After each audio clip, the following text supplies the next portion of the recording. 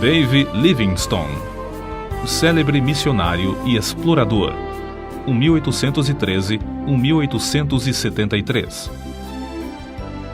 Certo comerciante, ao visitar a abadia de Westminster, em Londres, onde se acham sepultados os reis e vultos eminentes da Inglaterra, inquiriu qual túmulo, excluindo o do soldado desconhecido, era o mais visitado.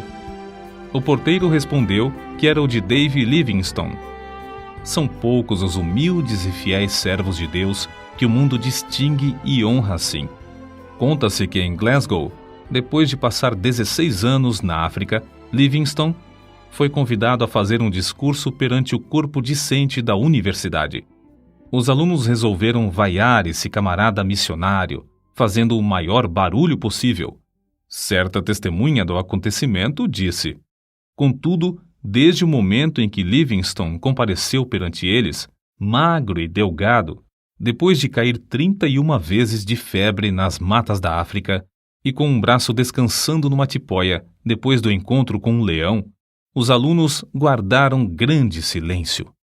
Ouviram com o maior respeito tudo o que o orador relatou e a maneira como Jesus cumprira a sua promessa. Eis que eu estou convosco todos os dias, até a consumação dos séculos." Dave Livingstone nasceu na Escócia.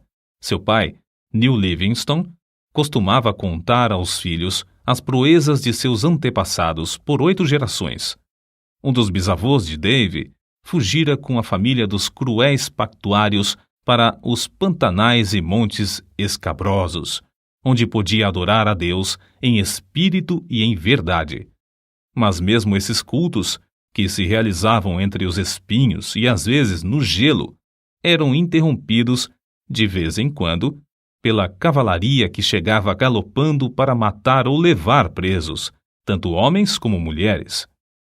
Os pais de Dave criavam seus filhos no temor do Senhor.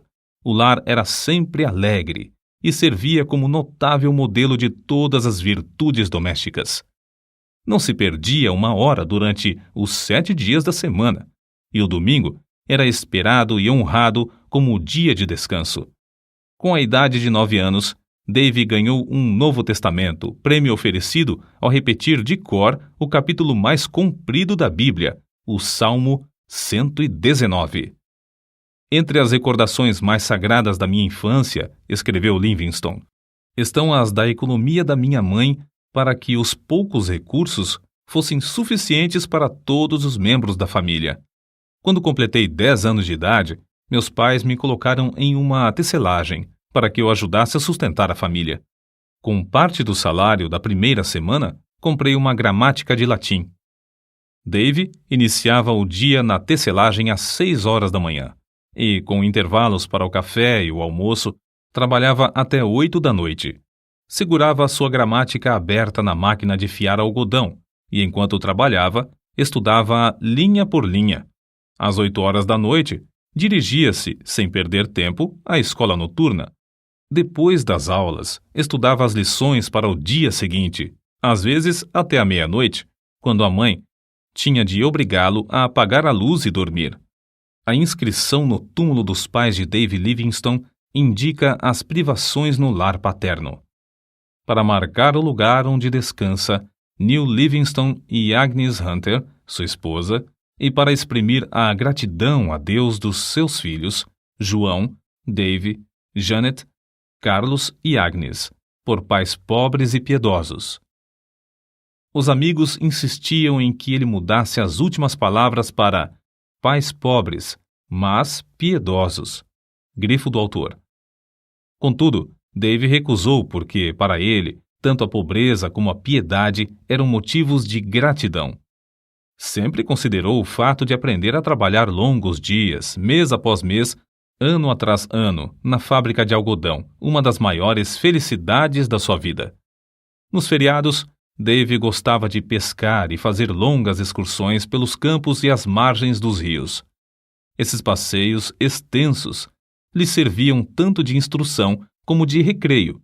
Saía para verificar na própria natureza o que estudara nos livros sobre botânica e geologia.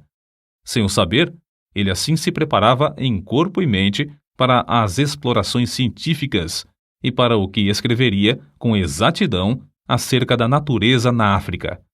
Aos 20 anos, houve grande mudança espiritual em Dave Livingstone, que determinou o rumo de todo o resto da sua vida.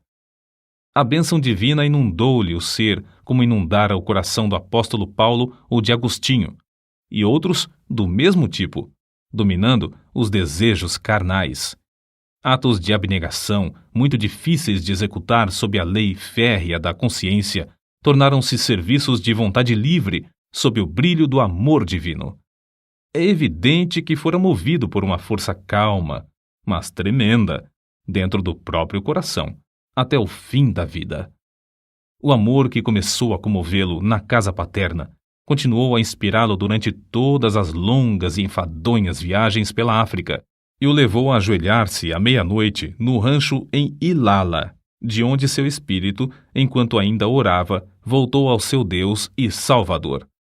Dave, desde a infância, ouvia falar de um missionário valente na China, cujo nome era Gutslav.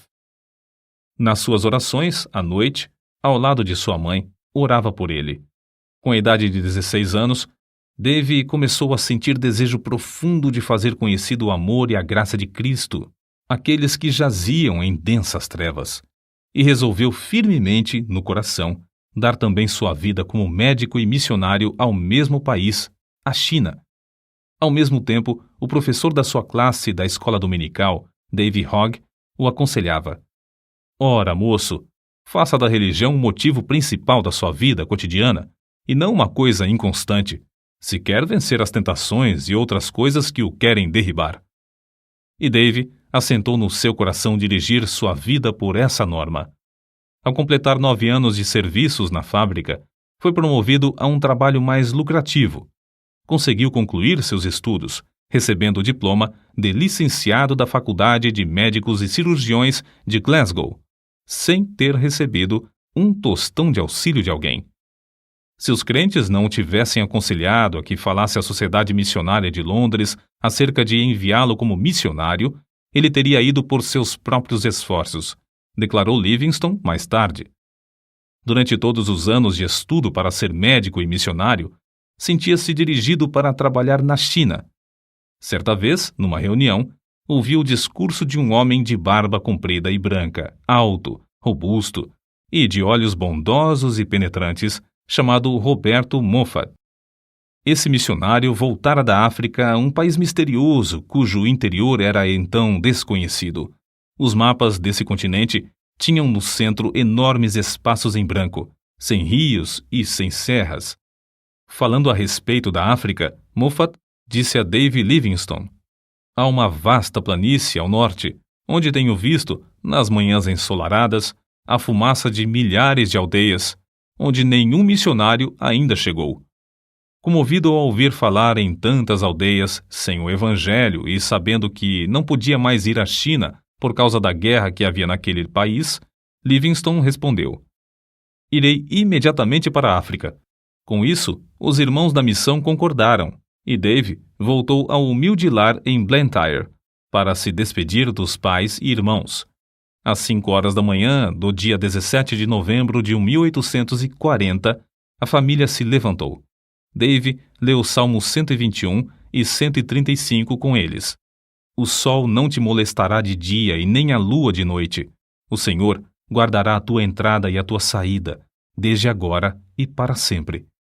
Essas palavras ficaram gravadas no seu coração e o fortaleceram quando teve de suportar calor e perigos durante os longos anos vividos mais tarde na África.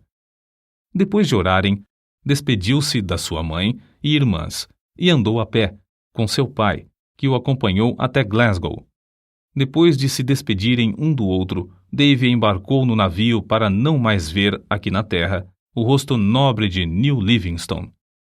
A viagem de Glasgow ao Rio de Janeiro e, por fim, à cidade do Cabo, na África, durou 3 meses.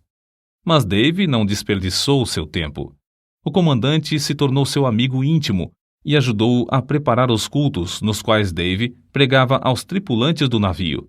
O novo missionário aproveitou também a oportunidade para, estando a bordo, aprender a usar o sextante e saber exatamente a posição do navio, observando a lua e as estrelas. Essa ciência lhe foi mais tarde de incalculável valor para orientar-se nas viagens de evangelização e exploração do imenso interior desconhecido, do qual subia a fumaça de 1000 vilas sem missionário. Da cidade do Cabo, a viagem de 190 léguas foi feita aos solavancos, num carro de boi, através de campos incultos. A viagem durou 2 meses até chegar em Curumã, onde devia esperar o regresso de Roberto Moffat. Desejava estabelecer-se em um lugar 50 a 60 léguas mais para o norte de qualquer outro em que houvesse obra missionária. Para aprender a língua e os costumes do povo, nosso pioneiro passava o tempo viajando e vivendo entre os indígenas. O seu boi de sela passava a noite amarrado, enquanto ele assentava-se com os africanos ao redor do fogo, ouvindo as lendas dos seus heróis. Livingstone, por sua vez, contava-lhes as preciosas e verdadeiras histórias de Belém, da Galiléia e da Cruz. Não parou com os estudos enquanto viajava, fazendo mapas dos rios e serras do território percorrido. Em uma carta a um amigo, escreveu que descobrira 32 qualidades de raízes comestíveis e 43 espécies de fruteiras que davam no deserto sem serem cultivadas. Do ponto que havia alcançado, faltavam-lhe apenas 10 dias de viagem para chegar ao grande lago Ngami, que só descobriu 7 anos depois. De Curumã, o missionário, licenciado da Faculdade de Médicos e Cirurgiões de Glasgow, escreveu a seu pai: "Tenho uma clientela grande. Há pacientes aqui que andaram mais de 60 léguas para receber tratamento médico. Esses, ao regressarem, enviarão outros para o mesmo fim." Estabeleceu a sua primeira missão no lindo vale de Mabotsa, na terra de Bacarla. Em uma carta escrita de Curumã, Livingstone assim descreveu o local que escolhera para centro de evangelização. Está situado em um anfiteatro de serras que se intitula Mabotsa, isto é, ceia de bodas. Que Deus nos ilumine com a sua presença, para que, por intermédio de servos tão fracos, muito povo ache entrada para a ceia das bodas do Cordeiro. Foi em Mabotsa que teve o histórico encontro com um leão. Acerca disso, escreveu Dave: "Ele saltou e me alcançou o ombro. Ambos fomos ao chão. Rosnando horrivelmente perto do meu ouvido, sacudiu-me como um cão faz a um gato. Os abalos que me deu o animal produziram-me um entorpecimento igual ao que deve sentir um rato depois da primeira sacudidela que lhe dá o gato. Atacou-me uma espécie de adormecimento em que não senti dor nem sensação de temor. Contudo, antes de a fera ter tempo de matar, deixou-o para atacar outro homem, que, de lança na mão, entrara na luta. O ombro dilacerado de Livingstone nunca sarou completamente. Ele nunca mais pôde apontar um rifle ou levar a mão à cabeça sem sentir dores. Foi na casa de Roberto Moffat, em Curumã, que chegou a conhecer Maria, a filha mais velha desse missionário. Depois de abrir a missão em Mabotsa, os dois se casaram.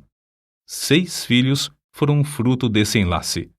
Depois de Livingstone se casar, a escola dominical em Mabotsa transformou-se em escola diária e tinha como professora a esposa do missionário. Shelley, o chefe da tribo, tornou-se grande estudante da Bíblia, mas queria converter todo o seu povo à força de litupa, isto é, chicote de couro de rinoceronte. Shelley iniciou o culto doméstico em casa e o próprio Livingstone admirou-se da sua maneira simples e inata de orar. Era costume de Livingstone começar o dia com um culto doméstico, e não é de admirar que o chefe o adotasse também. Livingstone foi obrigado a mudar-se para Shonuane, 10 léguas distante, e mais tarde, por falta de água, ele e todo o povo foram para Kolobeng. Foi nesse último lugar que o chefe da tribo construiu uma casa para os cultos e Livingstone, com grande sacrifício de dinheiro e labor, edificou a sua terceira residência. Nessa casa morou 5 anos para nunca mais conseguir se fixar em qualquer lugar na terra. Acerca do trabalho nesse lugar, assim se expressou: Aqui temos um campo muitíssimo difícil de cultivar. Se não confiássemos que o Espírito Santo opera em nós, desistiríamos em desespero. Através do deserto de Kalahari, chegavam boatos de um grande lago e de um lugar chamado Fumaça Barulhenta, o que ele julgava ser uma grande cachoeira. As secas o oprimiam tanto em Kolobeng que Livingstone resolveu fazer uma viagem de exploração a fim de achar um lugar mais ideal para estabelecer a sua missão. Assim, em 1º de junho de 1849, com o chefe da tribo, seus guerreiros, 3 brancos e sua família, saíram para atravessar o grande deserto de Kalahari. O guia do grupo, o Homotobi, conhecia o segredo de subsistir no deserto, cavando com as mãos e chupando a água debaixo da areia por meio de um canudo. Depois de viajarem muitos dias, chegaram ao rio Zouga. Ao inquirir os indígenas, estes o informaram de que o rio tinha nascente em uma terra de rios e florestas. Livingstone ficou convicto de que o interior da África não era um grande deserto como o mundo de então supunha, e o seu coração ardia com o desejo de achar uma via fluvial. Assim, outros missionários poderiam ir para o interior do continente com a mensagem de Cristo. A perspectiva, escreveu ele, de achar um rio que dê entrada a uma vasta, populosa e desconhecida região aumentou constantemente desde então. Aumentou tanto que, quando por fim chegamos ao Grande Lago, esse importante descobrimento em si mesmo parecia de pouca monta. Foi em 1º de agosto de 1849 que o grupo atingiu o Lago Ngami. Tão grande é esse lago que, de uma margem, não se avista a margem oposta. Sofreram longos dias de cruciante sede sem obter uma gota d'água, mas venceram todas as dificuldades. O curioso é que descobriram o Ngami enquanto outros exploradores mais bem equipados, mas menos persistentes, haviam falhado. As notícias do descobrimento foram comunicadas à Royal Geographical Society, o que lhe votou numa bela recompensa de 25 guinéus, por ter descoberto uma importante terra, um importante rio e um grande lago. O grupo teve de voltar a Kolobeng. Depois de alguns meses, porém, iniciou novamente viagem para o Lago Ngami. Não queria separar-se da sua família e levou-a em um carro de boi. Mas, ao alcançar o rio Zouga, os filhos foram atacados pela febre e ele teve de voltar com a família. Nasceu-lhe uma filha, que morreu logo de febre. Livingstone, contudo, ficou mais firme do que nunca na sua resolução de achar um caminho para levar o evangelho ao interior da África. Depois de descansar alguns meses com a família, na casa de seu sogro em Kurumã, saíram com o propósito de achar um lugar saudável onde pudessem estabelecer uma missão mais para o interior.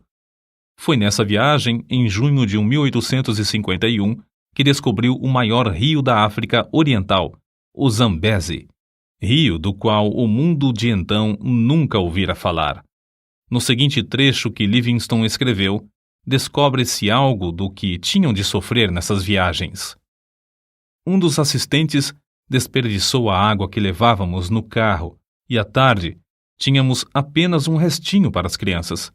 Passamos a noite angustiados e, na manhã seguinte, quanto menos havia de água, tanto mais aumentava a sede das crianças. O pensamento de elas perecerem diante de nossos olhos nos perturbava. Na tarde do 5º dia, sentimos grande alívio quando um dos homens voltou trazendo tanto desse líquido como jamais antes havíamos pensado. Livingstone, convicto de que era a vontade de Deus que saísse para estabelecer outro centro de evangelização, e com indômita fé de que o Senhor supriria todo o necessário para cumprir a sua vontade, avançava sem vacilar. Depois de descobrir o rio Zambezi, Livingstone veio a saber que os lugares saudáveis eram sujeitos a serem saqueados em qualquer tempo por outras tribos. Só nos lugares infestados de doença e febre é que se achavam tribos específicas. Resolveu, portanto, enviar a esposa para descansar na Inglaterra enquanto ele continuava as suas explorações, a fim de estabelecer um centro para a obra de evangelização. via-se forçado a estabelecer tal centro porque os boeres holandeses invadiam o território e, além de roubar as terras e o gado dos indígenas, punham em prática um regime da mais vil escravatura. Livingstone enviou crentes fiéis para evangelizar os povos em redor, mas os boeres acabaram com essa obra, matando muitos dos indígenas e destruindo todos os bens que o missionário possuía em Kolobeng. Diante desse quadro, o obreiro levou sua família para a cidade do Cabo, de onde seus queridos embarcaram em um navio para a Inglaterra. Nesse tempo, quando Deus suprira todo o necessário para que a família voltasse à terra natal, declarou: Ó amor divino, eu não te amo com a força, a profundidade e o ardor que convém. A separação da família causou-lhe profunda mágoa, mas dirigiu o rosto heroicamente de novo a socorrer as infelizes tribos do interior da África. Havia 3 motivos que o aconselhavam a fazer uma viagem de exploração. Primeiro, queria achar um lugar para residir com a família entre os Barotses e evangelizá-los. Segundo, a comunicação entre o território dos Barotses e a cidade do Cabo era muito demorada e difícil, e ele queria descobrir um caminho para um porto mais próximo. Terceiro, queria fazer todo o possível para influenciar as autoridades contra o horrendo tráfico de escravos. Foi nessa época da sua vida que Livingstone, por suas proezas, tornou-se conhecido no mundo inteiro. No seu ardor, desejando que Deus lhe poupasse a vida e o usasse em abrir o continente para a entrada do Evangelho, orou assim: Ó Jesus, rogo que me enchas agora com o teu amor e me aceites e me uses um pouco para a tua glória. Até agora não fiz nada para ti, mas quero fazer algo. Ó, eu te imploro que me aceites e me uses e que seja tua toda a glória.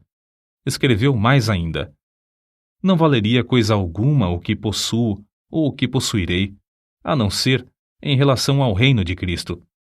Se alguma coisa que tenho pode servir para o teu reino, dar-lhe-ei a ele, a quem devo tudo neste mundo e durante a eternidade. Livingstone atravessou ida e volta o continente africano desde a foz do Zambeze a São Paulo de Luanda. Façanha esta realizada pela primeira vez por um branco. Nas memórias que escrevia diariamente, nota-se como admirava as lindas paisagens de um continente que o mundo julgava ser um vasto deserto. Chegou a Luanda magro e doente.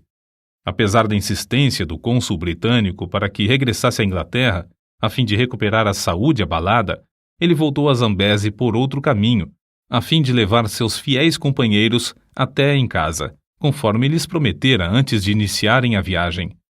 Nessa viagem, Livingstone descobriu as magníficas cataratas de Vitória, nome que ele deu às grandes quedas em homenagem à rainha da Inglaterra. Nesse lugar, o rio Zambeze tem a largura de mais de 1 quilômetro. Ali, as águas desse grande rio se precipitam espetacularmente de uma altura de 100 metros. Livingstone continuou a pregar o evangelho constantemente, às vezes a auditórios de mais de 1000 indígenas. Antes de tudo, esforçava-se para ganhar a estima das tribos hostis, por onde passava, por sua conduta cristã, em grande contraste com a dos mercadores de escravos. Sozinho, com seus fiéis macololos, caiu 31 vezes de febre nos matagais, durante um período de 7 meses. Mas não era tanto o sofrimento físico. Suas cartas revelam a sua angústia de espírito ao ver os horrores do povo africano massacrado e arrebentado dos seus lares, conduzido como gado para ser vendido no mercado. De um lugar alto onde subiu, contou 17 aldeias em chamas, incendiadas por esses nefandos mercadores e seres humanos. Prometera à sua esposa reunir-se com a família depois de 2 anos. Mas passaram-se 4 anos e meio antes que ela recebesse qualquer notícia dele. Por fim, após uma ausência de 17 anos da pátria, regressou à Inglaterra. Voltou à civilização e à sua família como quem volta da morte. Antes de desembarcar, soube que seu querido pai falecera. Em toda a história de Livingstone, não se conta um acontecimento mais comovente do que o seu reencontro com a esposa e filhos. Na Inglaterra, foi aclamado e honrado como heróico descobridor e grande benfeitor da humanidade. Os diários publicavam os seus atos de bravura. As multidões afluíam para ouvi-lo contar a sua história, como relata este trecho de sua biografia. O Dr. Livingstone era muito humilde. Temia passear nas ruas, receando ser atropelado pelas massas. Certo dia, na Regent Street, em Londres, foi apertado por tão grande multidão que só com grande dificuldade conseguiu refugiar-se num táxi. Pela mesma razão, evitava ir aos cultos. Certa vez, desejoso de assistir ao culto, meu pai persuadiu-o a ocupar um assento debaixo da galeria, em um lugar não visível ao auditório. Mas foi descoberto e o povo passou por cima dos bancos para cercá-lo e apertar-lhe a mão. Uma das muitas coisas que levou a efeito, enquanto na Inglaterra, foi a de escrever seu livro. Viagens Missionárias alcançou enorme circulação e produziu mais interesse da questão africana do que qualquer movimento anterior. Em março de 1858, com a idade de 46 anos, Livingstone, acompanhado de sua esposa e filho mais novo, Osvaldo, embarcou novamente para a África. Deixando os dois na casa do sogro, o missionário Moffat, Livingstone continuou as suas viagens. No ano seguinte, descobriu o lago Nyassa. Recebeu também uma carta da esposa da casa de seus pais em Curumã, informando-o do nascimento de mais uma filha. A menina já estava há quase um ano no mundo quando o pai soube do seu nascimento. As explorações dos rios Zambeze, Tete e Shire e do lago Nyassa foram feitas com o propósito de saber quais os pontos mais estratégicos para a evangelização, e missionários foram enviados da Inglaterra para ocupar esses lugares. Em 1862, a esposa reuniu-se a ele novamente e acompanhava-o nas viagens, mas 3 meses depois faleceu, vítima da febre, e foi enterrada em uma encosta verdejante na margem do rio Zambeze.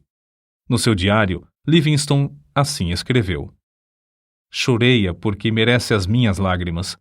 Amei-a ao nos casarmos, e quanto mais tempo vivíamos juntos, tanto mais a amava. Que Deus tenha piedade dos filhos. Um dos maiores obstáculos que Livingstone enfrentou na obra missionária foi o terror dos indígenas ao verem o rosto de um homem branco. Não era para menos, se considerarmos suas atrocidades. Aldeias inteiras em ruínas, fugitivos escondendo-se nos campos de alto capim, sem nada terem para comer, centenas de esqueletos e cadáveres insepultos, comboios de homens e mulheres algemados aos troncos, seguros pelo pescoço, conduzidos aos portos.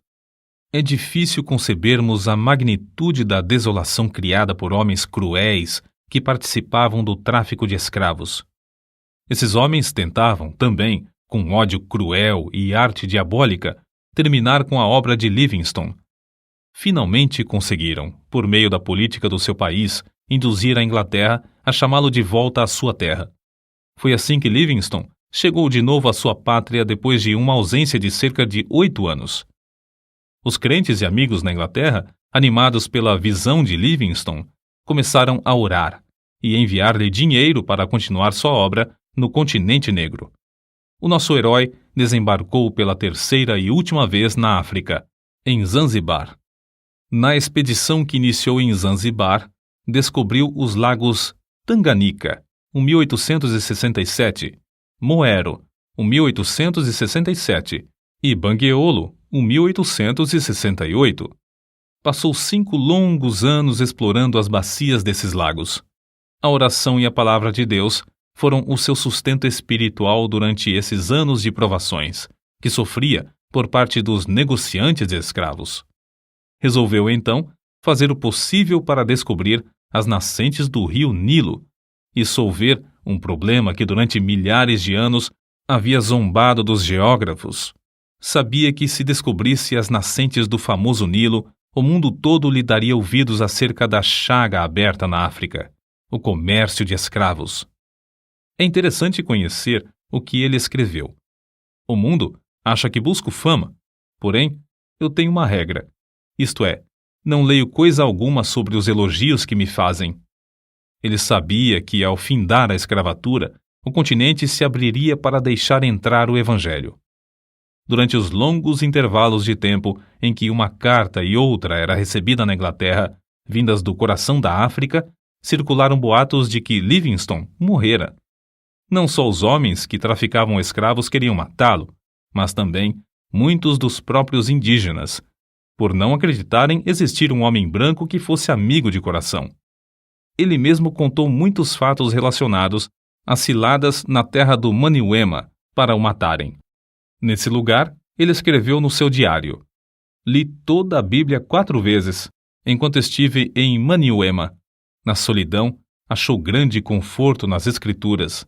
Reconhecia sempre a possibilidade de perecer nas mãos dos inimigos, mas sempre respondia à insistência dos amigos com esta pergunta: não pode o amor de Cristo constranger o missionário a ir onde a traficância leva o mercador de escravos?"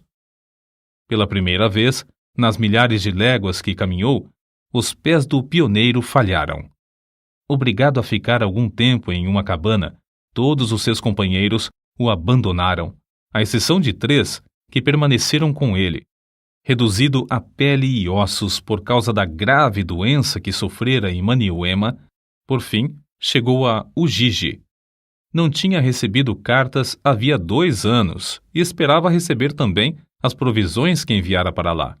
Contudo, as cartas não haviam chegado.